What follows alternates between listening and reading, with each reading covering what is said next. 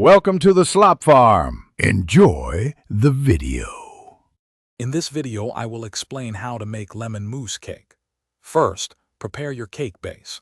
You can bake a light sponge cake or use a pre-made ganache.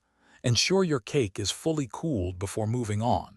This foundational layer will provide a sturdy and delicious base for your creamy lemon mousse. A 9-inch springform pan works best for easy removal. Next, let's create the star of the show, the lemon mousse. Start by blooming your gelatin. Then, combine fresh lemon juice, zest, sugar, and egg yolks, cooking gently until thickened. Once cooled, carefully fold in freshly whipped heavy cream. This step is crucial for achieving that airy, delightful texture that makes this dessert so special. Now it's time to bring it all together. Place your cooled cake base back into the 9-inch springform pan. Carefully pour the luscious lemon mousse mixture evenly over the cake layer. Smooth the top with a spatula.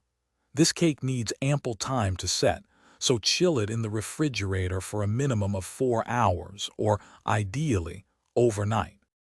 Finally, for the perfect finish, prepare a simple lemon glaze by whisking powdered sugar with a small amount of lemon juice.